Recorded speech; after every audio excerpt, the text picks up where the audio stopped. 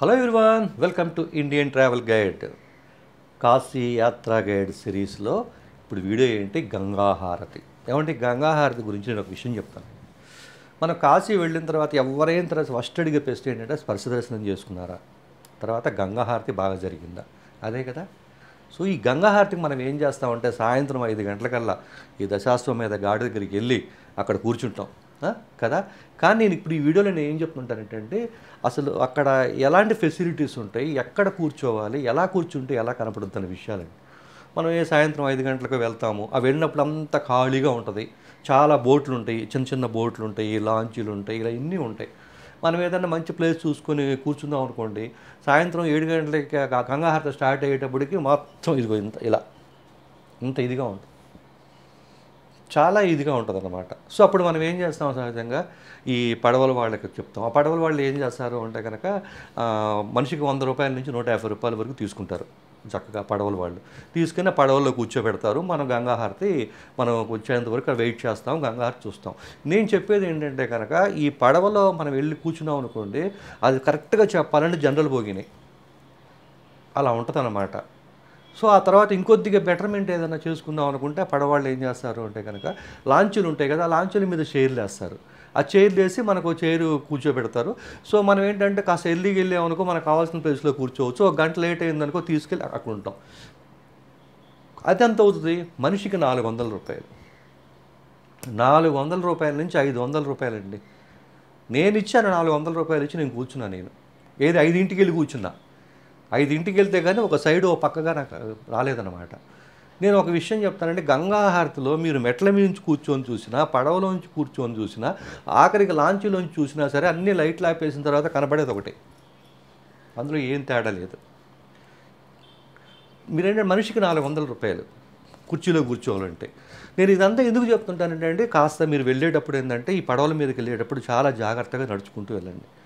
ఎవరైనా సరే కొద్దిగా ఏమంటే నేను ప్రతి విషయం కూడా నేను జాగ్రత్త చెప్తానంటే అది మీరు ఎలా ఊహించుకున్నా నేను చేయగలిగింది ఏం లేదు. కాస్త లావుగా ఉన్న వాళ్ళు ఉన్నారు, సరిగ్గా నడవలేని వాళ్ళు ఉన్నారు. మీరు ఆ పడవల మీద చాలా జాగ్రత్తగా వెళ్ళండి పడవలోకి. నిజానికి నేను చెప్తానండి, అక్కడ ఈ గబగబ మీరు వెళ్ళారనుకోండి పడవ ఊగుతూ ఉంటుంది. జస్ట్ మన పడవలు ఎక్కం, లాంచీలాగా మనం లాంచీ వెళ్ళినట్టుగా లేరు, కొద్దిగా లోపలికి వెళ్ళి ఎక్కాలన్నమాట. వచ్చేటప్పుడు కానీ వెళ్ళేటప్పుడు కానీ చాలా జాగ్రత్తగా మీరు రావటం కానీ వెళ్ళటం కానీ చేయండి. అక్కడ చాలామంది పడవ వాళ్ళు కూడా అడుగడుగున ఒకడు నుంచొని ఎవరికి ఏ ఇబ్బంది కలగకుండా చేయి పట్టుకొని జాగ్రత్తగా తీసుకొస్తారు. అయినా సరే నేను ఒక విషయం జాగ్రత్త చెప్తాను. అట్లాగే నేను ఇంకో ముఖ్య విషయం ఏంటంటే 5 గంటలకు వెళ్తాం, దాదాపు 2 గంటల పాటు మన గంగా హారతి కోసం పడవలో కావచ్చు, నుంచొని కావచ్చు, కూర్చొని కావచ్చు, లాంచీలో కావచ్చు మనం చూస్తాం. నేను ఒకే మాట చెప్తున్నానండి, మీరు కనుక 5 గంటలకు వెళ్ళి కూర్చుంటే మళ్ళీ బయటకు వచ్చేది 7:30కి. దాదాపు 2.5 అవర్స్ పాటు మనం అక్కడ కూర్చుంటాం. ఎవరైనా సరే నేను చెప్తాను, నేచర్ కాల్స్ కానీ వాష్రూమ్స్ అలాంటివి ఏమైనా ఉంటే మళ్ళీ మీరు బయటకు రాలేరు, గుర్తుపెట్టుకోండి. చాలా ఇబ్బంది పడతారని నేను చెప్తున్నాను. ఎప్పుడైనా సరే ఏదన్నా ఒక పని చేసామంటే చాలా ప్లెజెంట్గా చేయాలి, ప్రశాంతంగా చేయాలి, ఆనందంగా చేయాలి, సంతోషంగా చేయాలి. ఇబ్బంది పడుతూ చేయకూడదు. కాబట్టి ఎట్టి పరిస్థితుల్లో కూడా అది గుర్తుపెట్టుకోండి. వెళ్ళే దగ్గర దశాశ్వమేధ ఘాట్ దగ్గర వాష్రూమ్స్ ఉంటాయి, చక్కగా మీరు వెళ్ళండి. తర్వాత ప్రశాంతంగా వెళ్ళిపోయి లోపలికి వెళ్ళండి. అట్లాగే ఏంటంటే అక్కడ వాటర్ బాటిల్ ఉందనుకోండి 30 రూపాయలు 40 రూపాయలు అమ్ముతారు, 10 రూపాయలు ఎక్కువ, అది పెద్ద విషయం కాదు. కానీ అక్కడ వాటర్ బాటిల్స్ ఏంటంటే డూప్లికేట్. నేను డూప్లికేట్ అని ఎందుకు అనుకుంటానంటే బ్రాండెడ్ కాదు. సో నేను ఎప్పుడైనా ప్రతిసారి ఏం చెప్తాను తెలుసా అండి, మీరు ఎనీ టూరిస్ట్ ప్లేస్కి వెళ్ళండి, మీరు ఎక్కడికైనా వెళ్ళండి, ఎలా అయినా వెళ్ళండి, ముఖ్యంగా వాటర్ ఫుడ్ విషయంలో చాలా జాగ్రత్తగా ఉండండి. నేను మీకు విషయం తెలుసు కదండి, కొన్ని ట్రావెల్స్లో నేను ట్రావెల్ చేసేటప్పుడు ఫస్ట్ మాకు వాళ్ళు చెప్పే మాట ఏంటి తెలుసా అండి, ఎట్టి పరిస్థితుల్లో కూడా మీరు బయట ఫుడ్ తింటే మాకు సంబంధం లేదు అని చెప్తారు. ఎందుకంటే మిమ్మల్ని సేఫ్గా తీసుకెళ్ళి మళ్ళీ సేఫ్గా తీసుకొచ్చి మీ యొక్క డెస్టినేషన్ దగ్గర మేము దింపాలి. వారం 10 రోజులు మాతో ఉంటారు మీరు. మీరు ఫుడ్ వాటర్ విషయంలో మేము ఎంత కేర్ తీసుకుంటాం, ఒక్కళ్ళకి ఇబ్బంది వచ్చినా కానీ మొత్తం టీం అంతా ఇబ్బంది అవుతుంది. కాబట్టి వాటర్ విషయంలో బీ అలర్ట్. సో చెప్తారు కదా, కాబట్టి జాగ్రత్తగా వాటర్ ఏంటంటే కాస్త తీసుకెళ్ళండి. మరి ఎక్కువ వాటర్ తాగొద్దు. కొద్దిగా దాహం వేశారనుకోండి కొద్దిగా లైట్గా తాగండి. పిల్లలు గలకి ఏమన్నా ఉన్నారనుకోండి, తీసుకెళ్ళారనుకోండి, పిల్లలు కానీ ఏమైనా తీసుకెళ్ళారనుకోండి, ఈ విషయం గుర్తుపెట్టుకొని కొద్దిగా జాగ్రత్తగా ఉండండి. ఎందుకంటే మీరు బయటకు రాలేరు, మళ్ళీ చాలా ఇబ్బంది పడతారు. ఇక తర్వాత ఫైనల్ స్టెప్పు చక్కగా 7 అవుతుంది. ఇక గంగానది ఉధృతంగా ఉందనుకోండి, కొద్దిగా పైన పెడతారు. మామూలుగా ఉందనుకోండి ఇట్లా ఒడ్డు మీద పెడతారు. అది ఎట్లా ఎక్కడైనా ఒకటే. కరెక్ట్గా గంగాహారతి స్టార్ట్ అయ్యేటప్పటికల్లా అసలు మహాశివుడి గురించి, ఆ పరమేశ్వరుడి గురించి, ఆ విష్ణువాది గురించి మనం మైమర్చిపోతాం.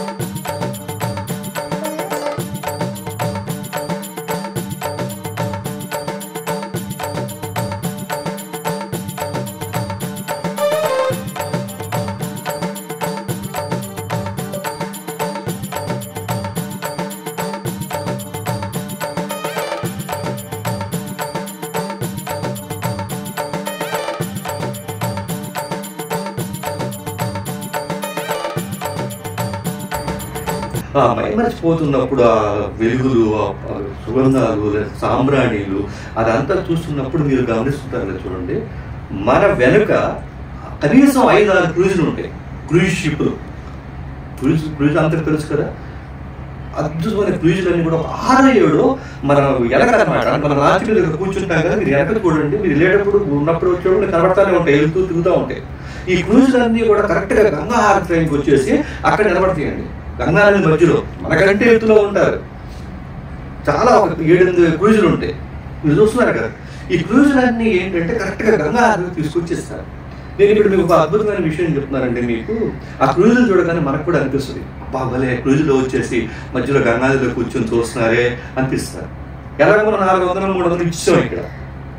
అదే నేను చెప్తున్నానండి, మీరు కనుక మనం ఇక్కడ దశాశ్వమేధ ఘాట్లో ఉంటే కనుక కేవలం ఇక్కడ గంగా హారతిని మాత్రమే మనం చూడగలం. అదే కనుక క్రూజులో వెళ్తే ఈ ఘాట్లన్నీ రాత్రిపూట ఈ వెలుగులో గంగా నది విహారం, ప్రతి ఘాట్లో కూడా గంగా హారతులు రైలు బ్రిడ్జి దాకా తీసుకొస్తారండి.